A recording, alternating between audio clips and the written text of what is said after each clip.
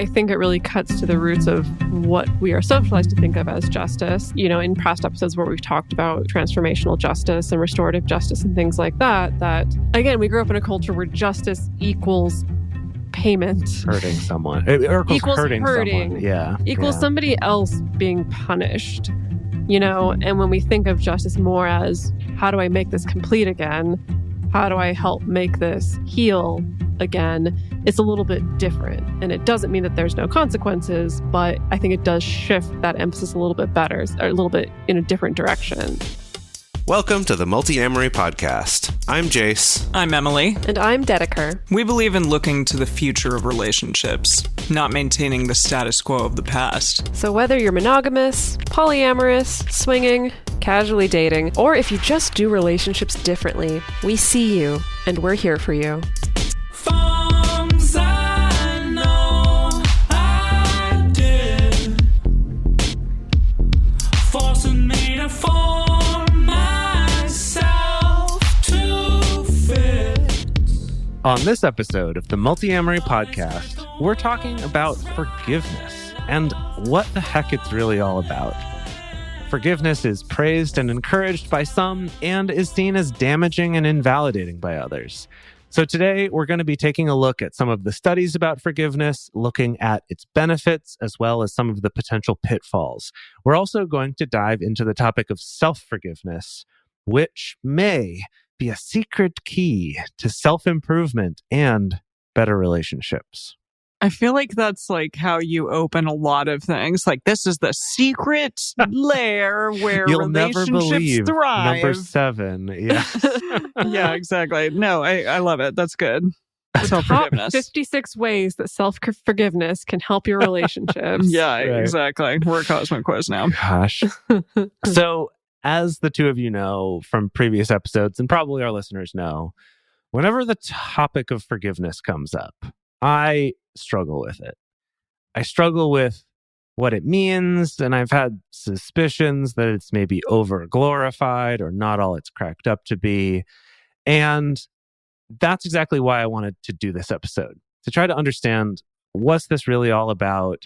Maybe find out if there's a difference between what bothers me when people talk about forgiveness versus what forgiveness actually is, or when I hear about studies that say it's good for your health, being like, is it really though? Like, what about it is? What's going on here? So that's kind of why I wanted to do this, to actually confront this thing I've kind of struggled with and not always felt great about.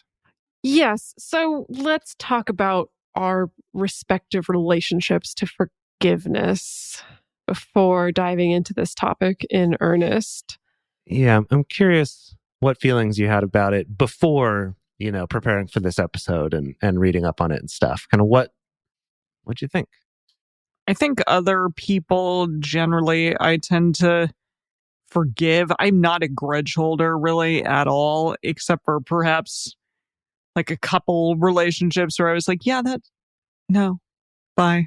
Like, don't ever talk to me again, which is not very, very many at all. But self-forgiveness, I think is like a different thing, especially if it's like perpetuated in relationships, and by that I mean like if the same sort of issue comes up or the same sort of thing is spoken about, like, well, remember when you did that thing, and it's like held over your head, then sometimes I'll feel like, oh my God, I'm the worst or something. I grew up Christian. We'll talk about that a little bit later. I'm not even going to get into all the nitty-gritty of that right this moment. But for me, definitely after I left the Christian church, I think there was a shift in the role that forgiveness played in my life and in my psyche. I feel like there was definitely a shift in, it just was less of a concept presented to me / shoved in my face day after day after day. And so I started thinking about it differently for sure. I think from a cultural level, I think it has morphed more into something like acceptance.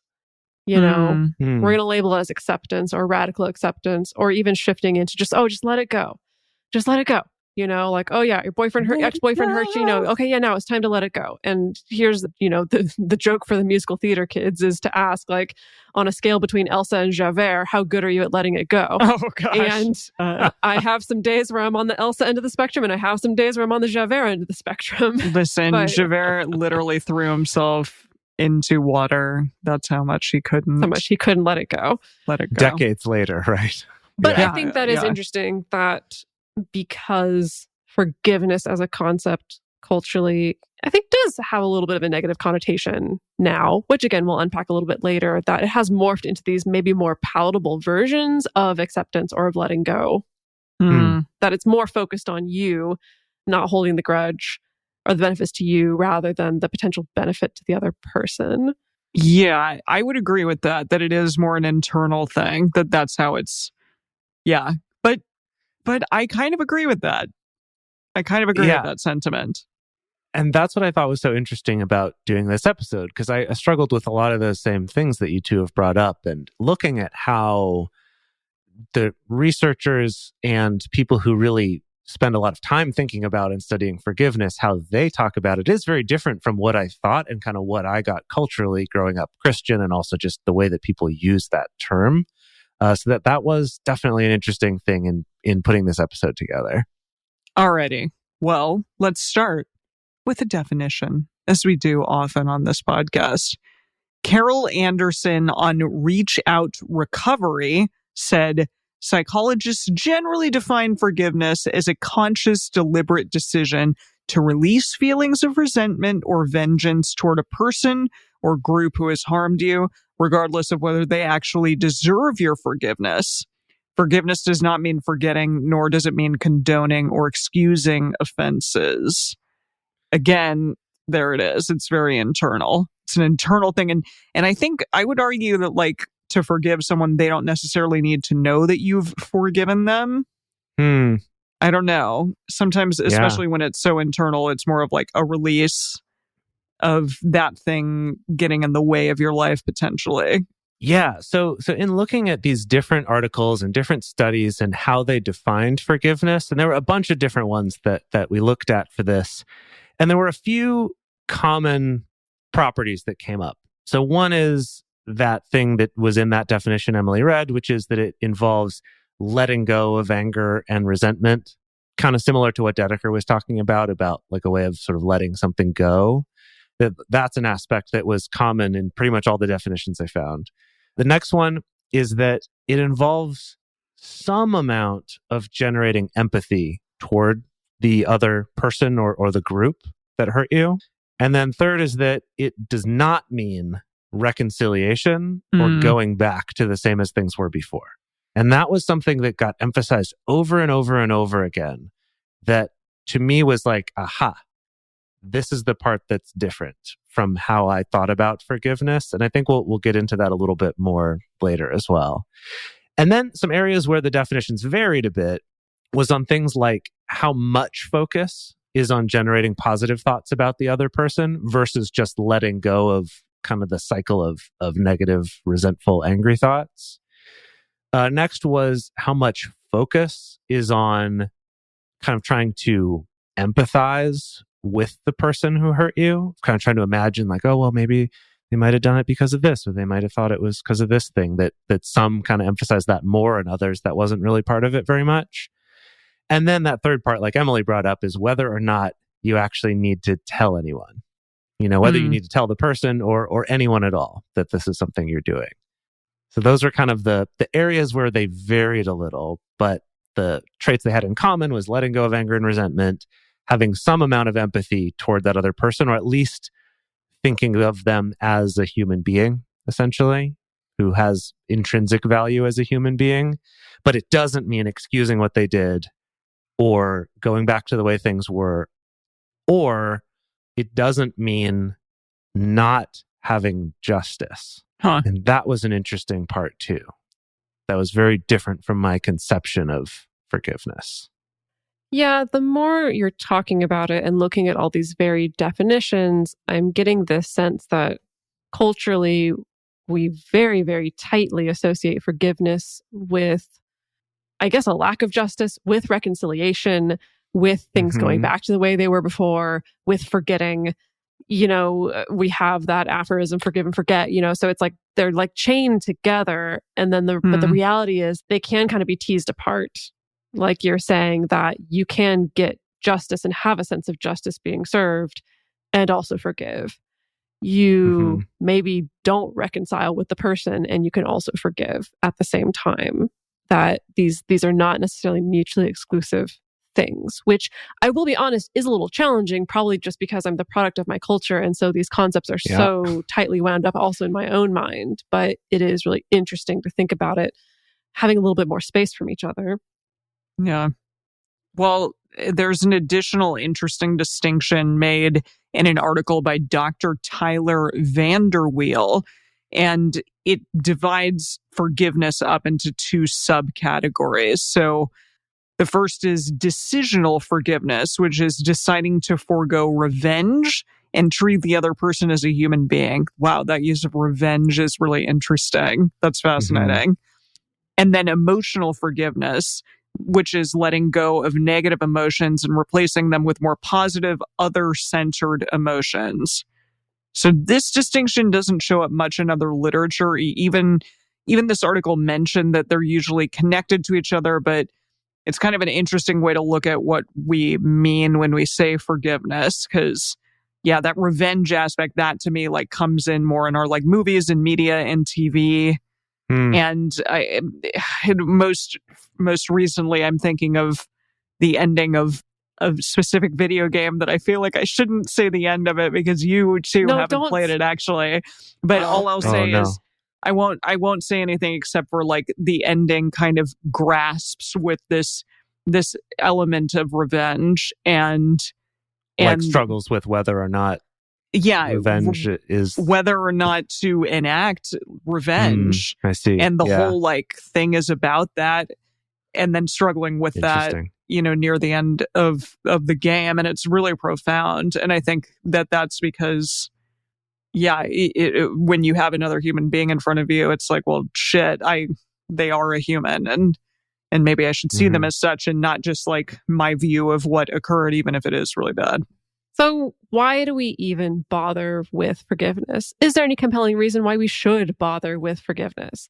And to date, there has been about a bazillion, kajillion studies that have shown health benefits to forgiveness. So all the usual good stuff like decreased anxiety, less depression, fewer physical health symptoms like high blood pressure and heart disease, lower mortality rates, higher self-esteem, all that stuff where they're like, oh yeah, you should drink water and get enough sleep. And like, these are things I'm just like, yeah. Stay out of the sun. Right. And the reason for that is because it comes down to stress. So again, there's nothing inherently wrong with stress. And there's also nothing inherently wrong with anger. So we have to give a call back to our episode 323, where we discussed about how healthy anger is actually very important. However, we do also know from a scientific standpoint that chronic stress does have a lot of these negative health effects, and also constantly being angry exerts a lot of physical and mental stress. And again, like anger, having some stress in your life is actually a good thing. It's been linked to greater life satisfaction and overall quality of life. But with both, if they become persistent and deeply rooted, they have a negative effect. Yeah, that makes a lot of sense. And the emotional health benefits of forgiving are particularly well studied. A meta-analysis of 54 different forgiveness studies published in the Journal of Consulting and Clinical Psychology in 2014 reliably demonstrated professionally led forgiveness interventions to have significant positive effects on improving anxiety and depression, as well as increasing hope. That's really interesting. Like, how does one even determine increasing hope? I guess it's just like they're stated, like, I'm hopeful now for the future, maybe because I let go of this thing, whatever it was. So while it's all existing mechanisms for testing these different traits, right? So it's one of those things where it's like, scale of 1 to 5. I strongly or don't agree with this statement. And there's like a bunch of different ones that then from those, they pull out the numbers and can correlate those to different feelings like depression and anxiety and hope and optimism and, all those sorts of things. I like that. Yeah. So while these studies primarily focused on forgiveness interventions led by a professional therapist, the analysis also shows evidence that even worksheets and self-led exercises can have positive effects too. I think people who are going to want to do things online or do things themselves rather than like go to a place and, I don't know, maybe go to therapy or go to a workshop or whatever, they'll be doing it like at home online now. That's sort of like the way in which we're headed. So that's nice Right.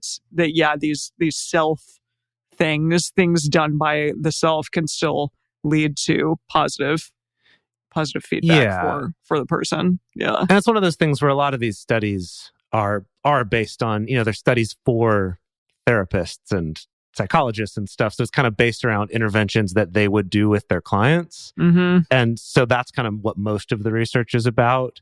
However, there were some that did involve more like self-led exercises and did find, promising results that seems to indicate you can also get benefit from that, which I think we all on this podcast are like, yeah, of course, like that's what we're into.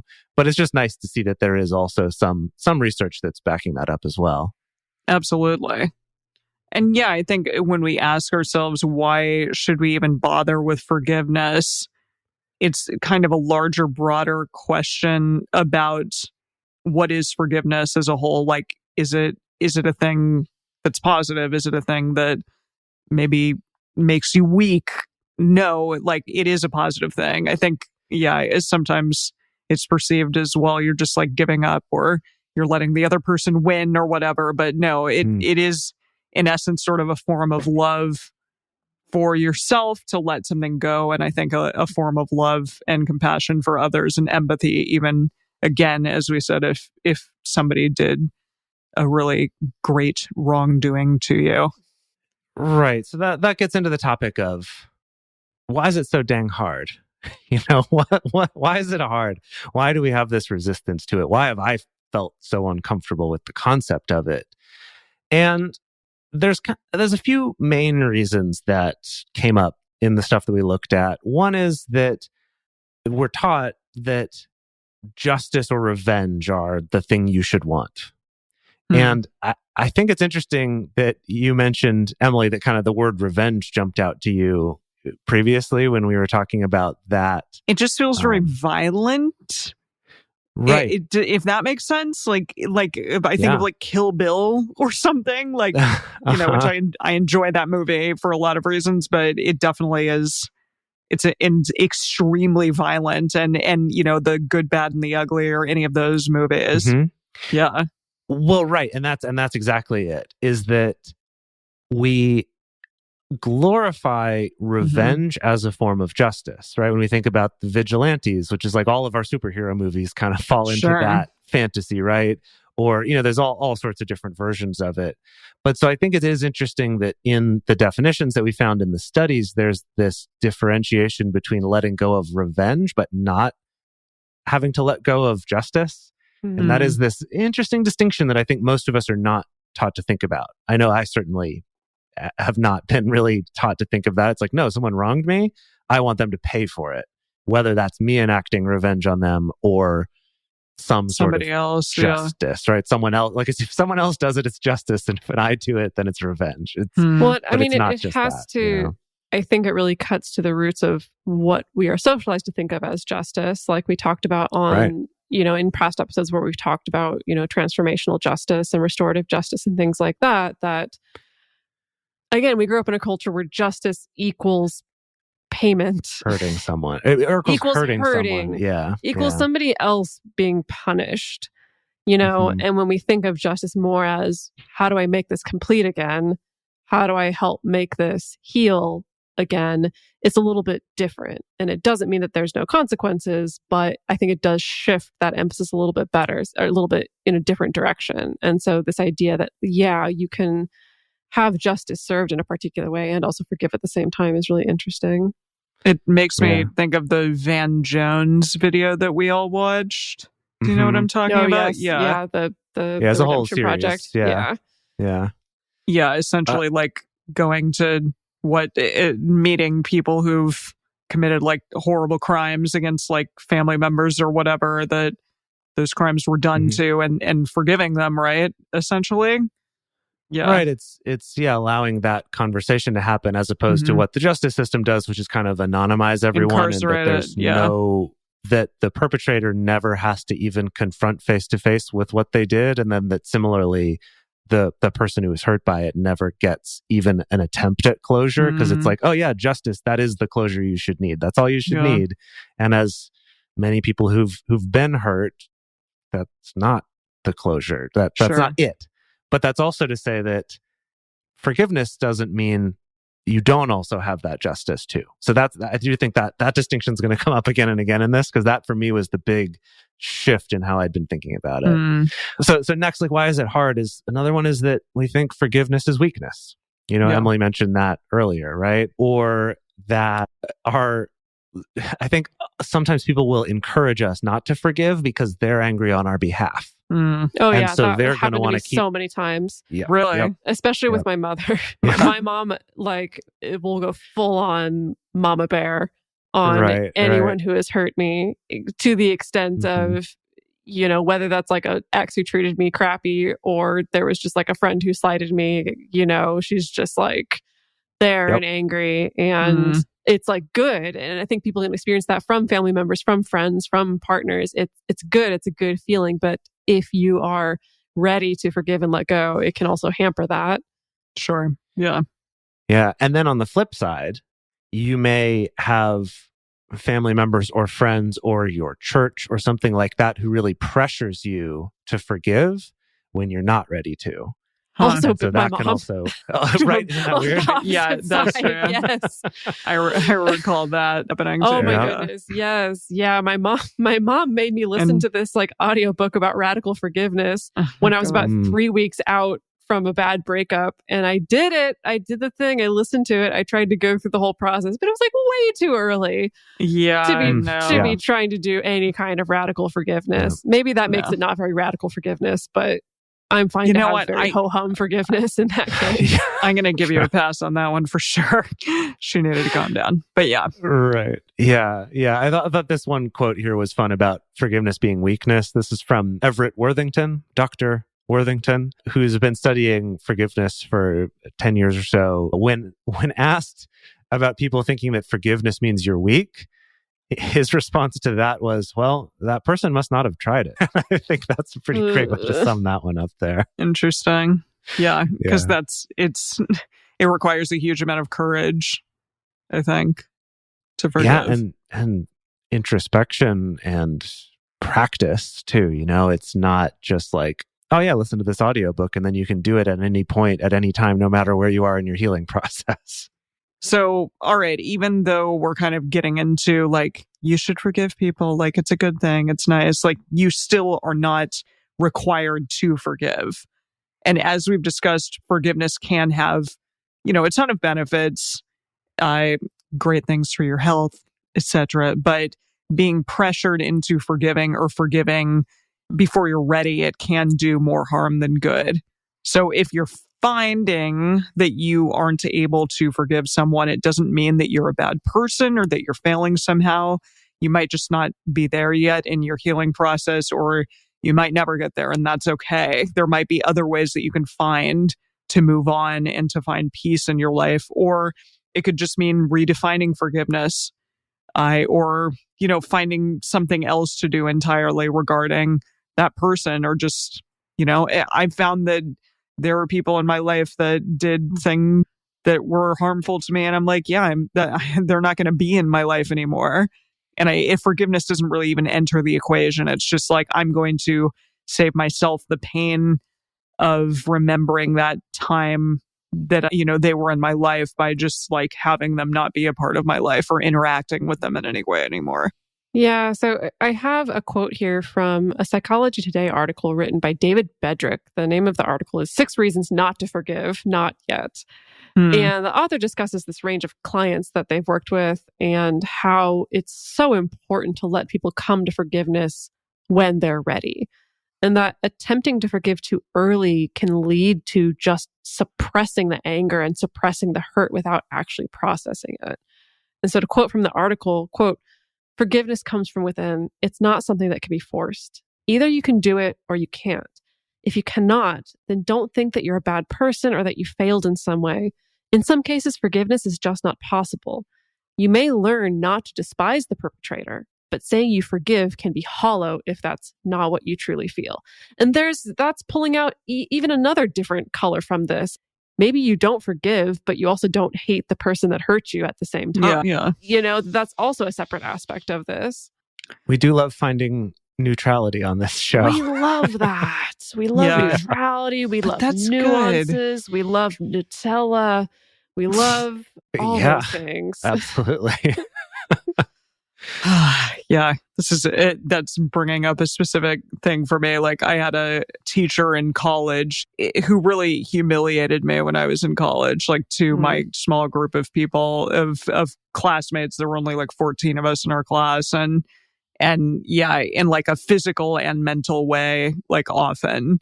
And I really despised her for a long, long time. And she's the person who I just like don't think of anymore. Like you know, I'm still friends with her on Facebook. Sometimes things come up, but I never ever interact. And a lot of people love her and really, you know, deeply care about her as a teacher. And I'm just not one of them. And you know what? That's okay. I have moved past it, but I don't know if I've on the scale between Elsa and Javert. Where do you think you are?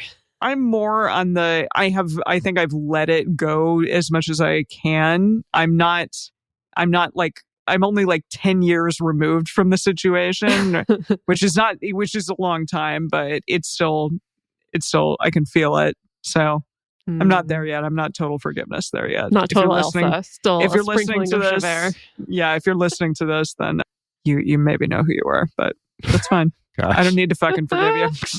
Gosh. Yeah, exactly. You don't need to. Right. Yeah. And maybe you'll never get there. Maybe you will, and it'll be great for you. But like, that's your choice to make. Right. Exactly. It's not something that you owe to her or to us or to anyone else. Right. Yeah. Thank you. Yeah.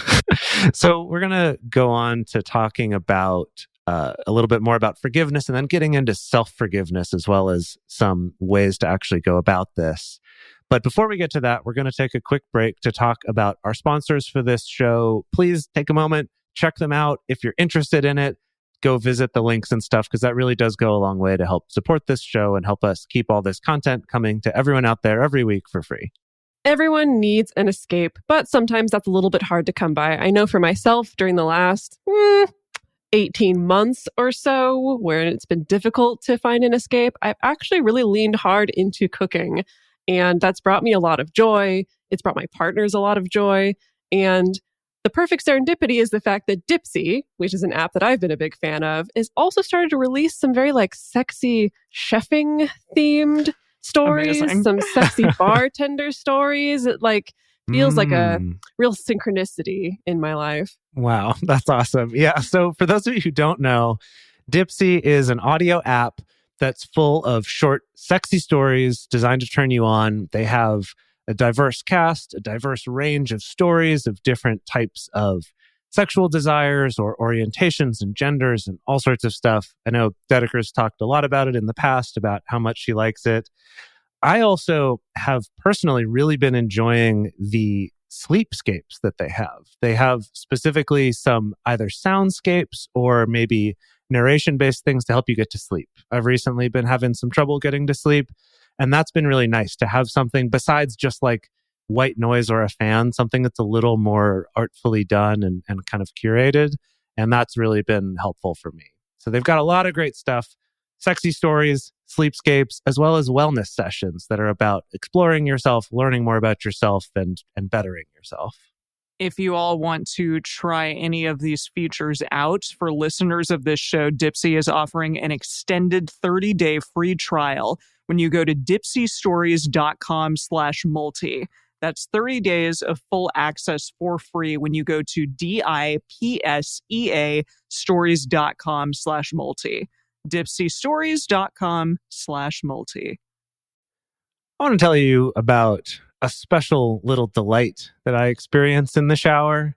And it's not what you're thinking. It's that when I get into the shower and I look on the little shelf and I remember that I have my Prose shampoo and conditioner to use in my hair. It really is. It's funny. And I know that sounds like I'm making a little silly joke bit, but it's actually true. After I was away for a while and came back and like got in the shower, I was like, oh, nice. I actually get to have good hair products that are actually natural and feel good in my hair.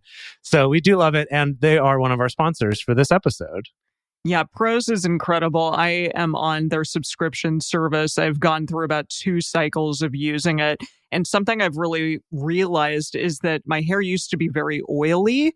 And the second day after washing, it's not nearly as oily as it used to be. So I think it's balancing out, cool, or something's happening. It's really great. I love it. Prose knows that there is more to you than just your hair type.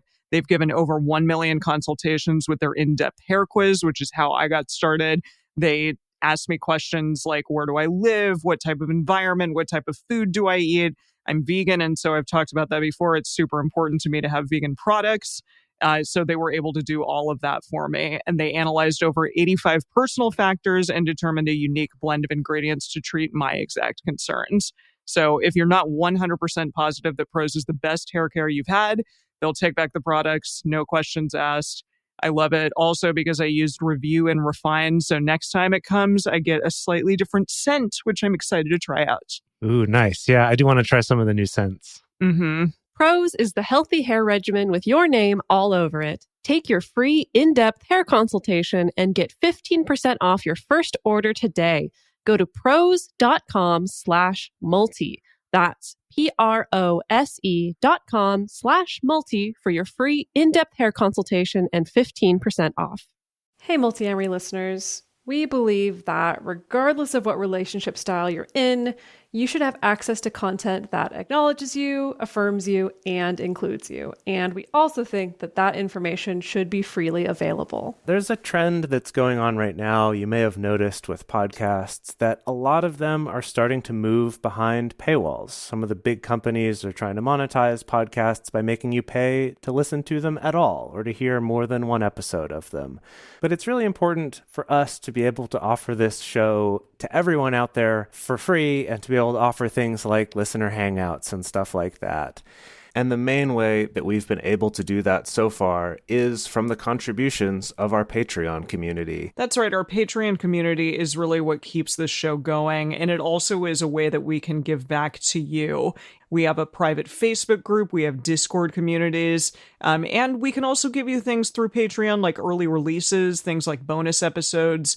We have regular video discussion groups, which are really, really incredible every single month. We have so many amazing people from all over the world joining them. And it's just a lovely way to interact with our community. And also sometimes we're going to throw you some free merch. And isn't that cool? I love free merch. So if this show has brought you value, if you love the fact that it's coming to you for free, it's giving people out there some great information on relationships, regardless of what sort of relationship configuration you're in.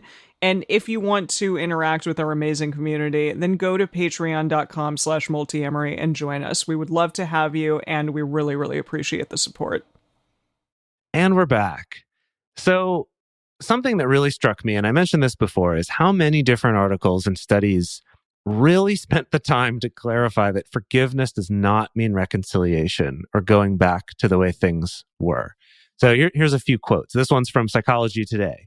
Forgiveness is the release of resentment or anger. Forgiveness doesn't mean reconciliation. One doesn't have to return to the same relationship or accept the same harmful behaviors from an offender.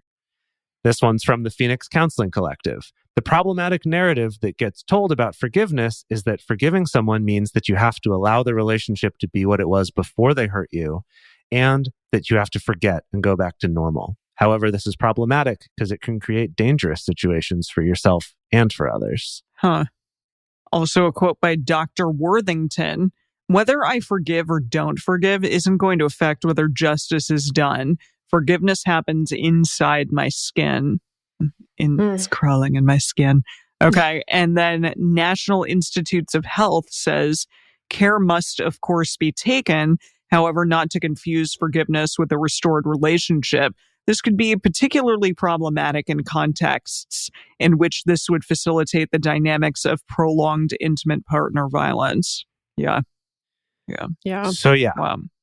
pretty resounding sentiment there, right? That it's not that. And this is the part that was so new for me. And I think it's because of that Christian upbringing, right? That the messaging that you're given about forgiveness is like, forgiveness is a thing God does and you should do it too, because it's just good.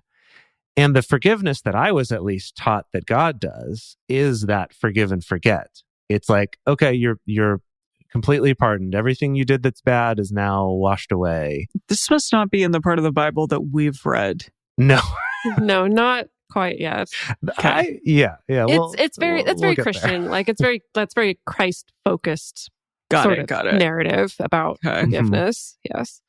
Interesting. But that idea that it means you're back to a good relationship with God because he's forgiven you, and that means completely forgotten and accepts you back. And so it's like, okay, that's what God does. That's good. That's what you should do. And here are all these articles and all these studies saying, no, actually, that's not what this is. That's actually a bad thing. So did that screw you up as kids, you two? What a question.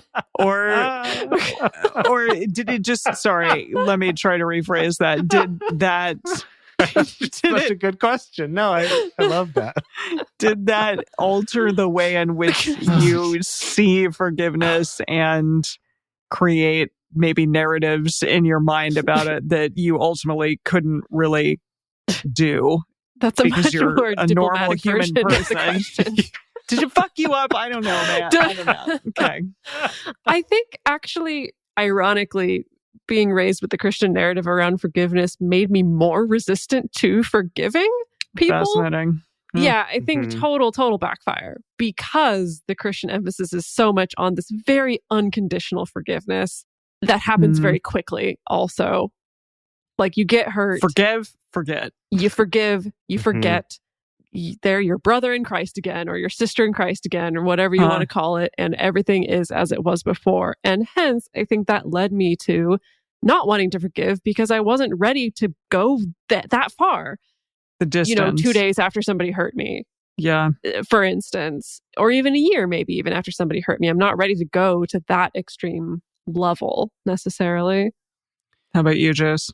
How screwed up are you, Jace? Oh boy. Incredibly. No, I think that, gosh, I think for me at first, it was more of this like, yeah, totally, that makes sense, turn the other cheek. That's what I'm going to do. That's great.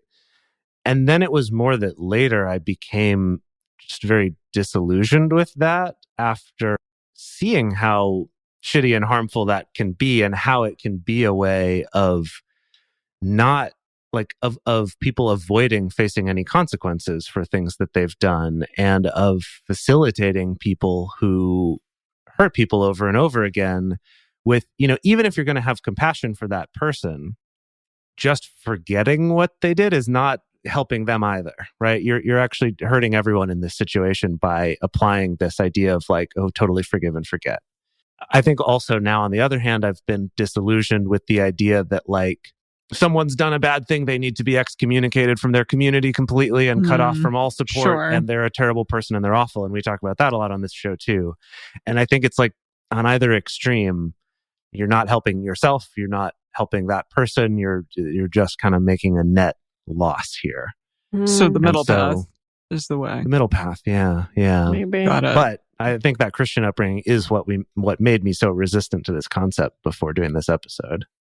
I don't want to get too deep into this story, but in my church growing up, this happened this came to light a few years after I'd already left the church. But a friend of mine basically was groomed by the youth pastor, was groomed and essentially abused. Like, that's all. I'm not going to go into necessarily the details of what happened because I think that's probably too upsetting and not necessary to go into right now. But that's like the long story short version of it. And really had to grapple a lot with this whole forgiveness thing. A lot, because of the fact that like when it happened and when it came to light, she was still very much steeped in Christian culture in the church and was still a minor also at the same time. And Jesus. And then finally came of age and started going to therapy and started doing a lot of her own work to actually have to process this and deal with this. And essentially, long story short, in her writing, she also happens to be a really fantastic writer and has written publicly about a lot of this stuff. kind of came to these same conclusions, basically, that like, I don't have to reconnect to this person and I don't need to give this person a free pass in my mind. And I also don't need to forget what happened because it was so formative. But what I can do is something for myself here in the way that I move forward. So yeah, I think that clearly that's an example of, I think it could have been a lot worse, essentially. And like, I know my friend just like really, really had that really shoved in her face, essentially, of having to deal with this kind of like this whole forgiveness thing. And I think it's something that probably a lot of people have experienced in the Christian church, of a little bit of that forgiveness that's not actually really helpful to anybody involved. That's just kind of there because it's dogmatic. Yeah. And I think it's interesting because when you talk about forgiveness, people tend to think about it as something you do for someone else. But as we've been talking about with the benefits, and that it's not even for them, it's something that you're doing for yourself to stop having as much pain for yourself, not to let them off the hook, not to give them something, right? That forgiveness of someone else is a gift you can give yourself. And then for the last part of the episode, we're going to talk about self-forgiveness, which is something that seems like you're just doing it for yourself, but actually you may be doing it for other people's benefit. Oh, it's all swippy swapped, huh? Wow. Yeah. Quite. So we actually stumbled upon this study when doing research for the relationship maintenance episode a few episodes ago. So I'm going to be pulling from this 2013 study that was published in the Journal of Family Psychology titled Self-Forgiveness in Romantic Relationships, It Matters to Both of Us. So they reference a 1997 study that found that, quote, victims tend to overlook details that facilitate forgiving and embellish their memories with details that make forgiving more difficult, whereas transgressors tend to embellish details such as extenuating circumstances that facilitate forgiving. Fascinating. This, 100%, this is like our human cognitive biases, right? Sure. It's like we really, really zero in on the ways that other people have hurt us, and we really downplay the way that we have hurt other people. That's just the way that our brains work. But it also says that self-forgiveness is the psychological process whereby an offender, acknowledging responsibility for the transgression committed, decreases self-resentment and is more benevolent toward the self. I don't know if this is easier or harder than forgiving other people.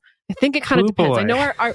I know our brains are more trained to give ourselves a break and to give ourselves a pat on the back, but there are some things where I feel like it's just lot more sticky. Lot more sticky to have any kind of sense of self-forgiveness or letting go of any sense of like self-shaming. Yeah. Yeah. So something I thought was interesting here is that accepting responsibility part that you mentioned there of self-forgiveness has been hypothesized to be sort of the key element that distinguishes genuine self-forgiveness from what they call pseudo self-forgiveness. And this is interesting that in the study, they did phrase what you read earlier, Dedeker, about that the victim tends to overlook details facilitating forgiveness and embellish their memories with more like resentment type things, and that the transgressors tend to embellish details such as extenuating circumstances, and that they said that facilitates forgiving.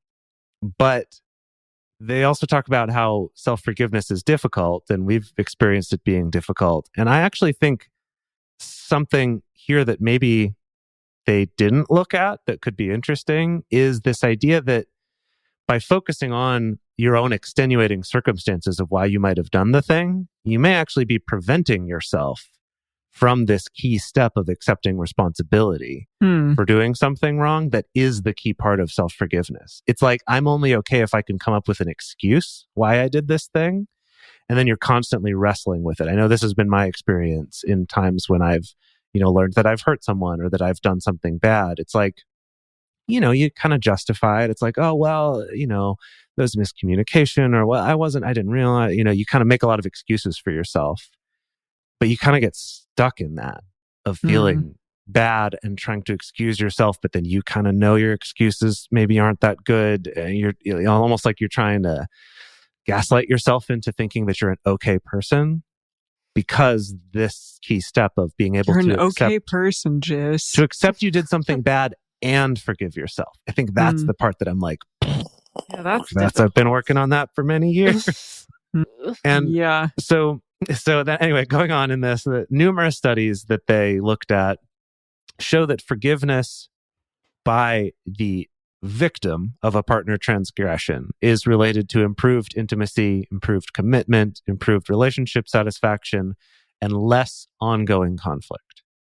And just to clarify, in these studies, they did cover a big range of transgressions, right? From kind of more minor things to more serious things. But I don't think that any of the examples in these studies are like intimate partner abuse type situations. Just if that helps kind of clarify, these are more like probably infidelity came up, or, breaking agreements or things like that. Just to kind of be aware of the context for this. I guess leaving the toilet seat up, which I didn't realize was a thing that's been bugging Jace this entire time, to flip all the gender norms on their head.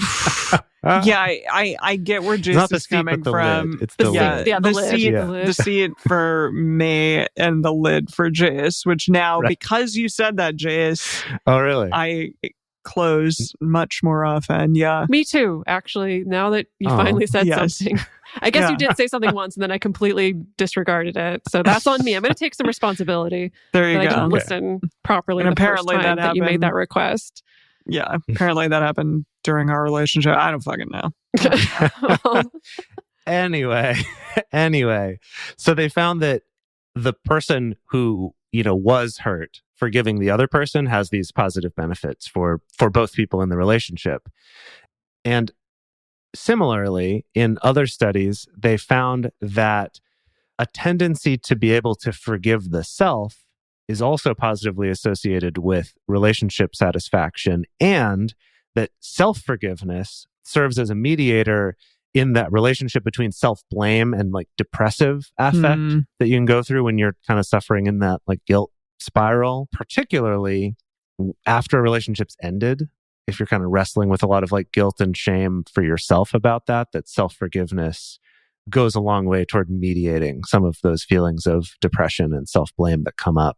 And that self-forgiveness, just like interpersonal forgiveness, has an increase both in positive beliefs and feelings toward the self, as well as a reduction of negative ones, which I think goes against what a lot of people would associate with accepting blame, like accepting that you've done something wrong. But that's the sort of key point here, is that forgiveness, which involves that, reduces negative thoughts about the self and increases positive thoughts.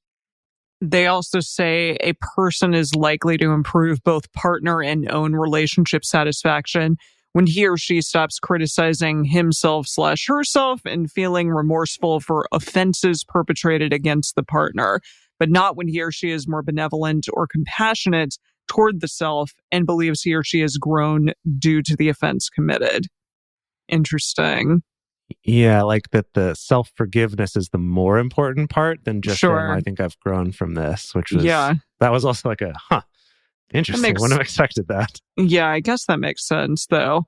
Because, that is like a very intense internal change that I think happens, even if you're like, well, I've learned something, but you may not ultimately forgive yourself for that thing and still sort of be in the same spot that you were, even if you think that you've grown. So I don't know. That's an interesting differentiation. Yeah. I also, self-forgiveness is positively related to relationship satisfaction, even after controlling for the offender's guilt feelings and perception of transgression severity. Alrighty. That's good. That, higher related satisfaction in the relationship. And then finally, given the interdependent nature of close relationships, self-forgiveness of offenses perpetrated in them is likely to be a means of caring for both the self and the other, or even better, a means of taking care of the other while taking care of the self. So caring for each of you and taking care of each of you. That's cool. Right. That by offering the self-forgiveness to yourself, you're taking better care of your partner too. Both in terms of you actually then like showing that you're more likely to do better in the future and do better in the relationship, but also that their own satisfaction of your relationship will improve too. Yeah, I think that makes sense. I'm just like, okay, here's my homework. Gotta figure this out. Boy. Yeah. It's easier said than done.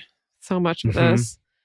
It is. And this is something that, a lot of the articles I found did really recommend, if you're really struggling with stuff like this, seeking help, seeking someone who can actually lead you through an intervention. The ones I read about really run the gamut, from ones that's like a one session, kind of more like, behavioral therapy type session, to others that's like a, 7-month long, 54 session, program that takes you through this whole long process. And I imagine it really depends on what the situation is, where you're at, how hard this is, how much like strife and stress it's causing for you. And there's a lot of factors there. But it is something, if listening to this episode, you're like, oof, maybe this is a time to seek some help with that.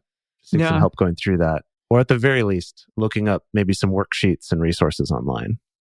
And so in closing, I did want to just sort of point out that we've brought up a lot of different examples and talked about things from our own lives and people's lives that we know, and that the benefits of forgiveness and these things do apply in everything from big to small situations. So to go back to Everett Worthington, who's one of the researchers we've quoted a few times in this episode, he'd been researching forgiveness for almost 10 years when his mother was murdered by a burglar who broke into her house.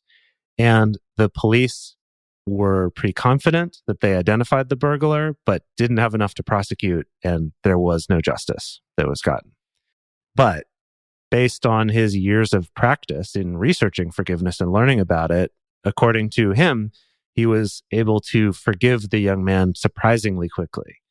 And that he even, those were his words, it was like surprisingly quickly he was able to do this. But at the same time, you might hear that and go, yeah, I don't know about that. But don't be discouraged, because he did say it's not natural. He's just not naturally a forgiving person. It took a lot of practice, because he also told a story about how he had a professor in grad school that gave him a B. And it took him 10 years to forgive that guy. See, there you go. There you go. I can relate, Freaking professors. I can relate. Right? Freaking professors. As a straight A student, that's a real slight. Oh, boy. How dare they? Yeah. Dedeker Winston. So I guess the lesson there is, there's things to learn here, but again, don't take it to mean that if you haven't forgiven or can't or don't ever, that doesn't mean you're failing. And it's like, oh, well, this thing's small and I couldn't forgive, and this thing's big and I could. It's like, that's okay, right? The point of this is to help you, to help your processing. And as far as self-forgiveness, hopefully also helping your relationships. So we're going to go record a bonus episode for our patrons for this one. And in this, we looked at a lot of different forgiveness interventions, and I found one worksheet that I really like that's a short little 5-page one. So we're going to take a look at that and talk about that in our bonus for patrons. And for everyone out there, we would love to hear from you. On our Instagram story, we have a question, which is, what is something you would like to forgive yourself for? And that's like, it's a bigger question than we ask sometimes. Yeah. But who am I? But if you want to join in that discussion, check that out on our Instagram story. And the best place to share your thoughts, if you want to talk about this episode more, is on this episode's discussion thread in our private Facebook group or Discord chat. You can get access to these groups and join our exclusive community by going to patreon.com/multiamory. In addition, you can share publicly on Twitter, Facebook, or Instagram. Multiamory is created and produced by Dedeker Winston, Emily Matlack, and me, Jace Lindgren. Our episodes are edited by Mauricio Balvanera. Our social media wizard is Will McMillan. Our production assistants are Rachel Shennewerk and Carson Collins. Our researcher for this episode was M. Mays. Our theme song is Forms I Know I Did by Josh and Anand from the Fractal Cave EP. The full transcript of this episode will be available on this episode's page on multiamory.com.